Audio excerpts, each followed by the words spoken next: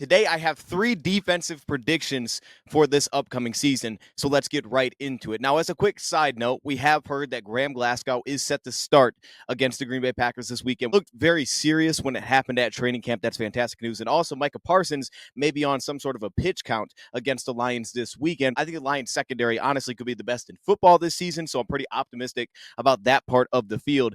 First off, Roy Lopez earns a contract extension following this season. I think that's a wide open role for the Lions. I think the opportunity early in the season is going to show itself and provide to not only be a consistent run defender and a versatile interior piece, but also someone that can add some juice as a pass rusher, which he flashed this past year. Chris Smith was brought back to the 53-man roster, but that role that Chris Smith occupied, I think is open for Roy Lopez to step into. We didn't see him in the preseason at all. The Lions must feel comfortable with where he's at. I think Roy Lopez is in a perfect spot to re-sign as a rotational interior defensive lineman going forward on a multi-year deal following this season. Number 2, let's go to the secondary now. We're going to go Terrion Arnold. He was my favorite cornerback coming out of his draft class, and my prediction for him is that he's going to allow a sub-80 pass rating this upcoming year, and I think that's very possible. He allowed like a 99 pass rating this past year, but keep in mind he had 0 interceptions, and he allowed 4 touchdowns on the season. He only allowed a 60% completion percentage this past year, 8 pass breakups, which was tied for 16th best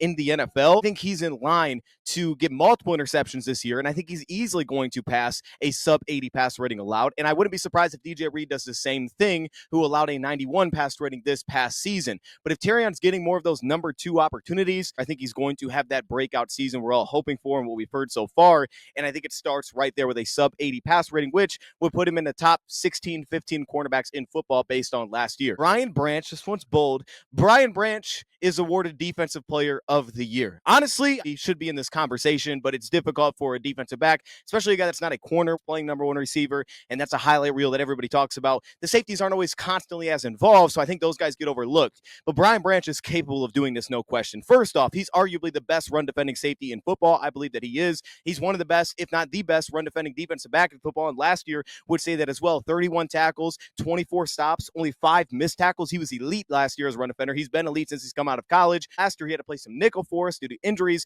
and not just live at safety, where he was amazing to begin the season. He was 14th best in completion percentage allowed for a safety this past year. He was first in pass breakups by a safety with 11, 4 interceptions, 5th by a safety last year to only 3 touchdowns allowed. Brian Branch, if he could drop that touchdown number, maybe add an interception or 2, obviously he's going to be in the backfield making plays. Pat Surtain won it, having 4 interceptions to 1 touchdown, 5 pass breakups, and allowing a 71 completion percentage. Brian Branch can absolutely win this award. So those are my 3 predictions for the defensive side of the ball heading into this year.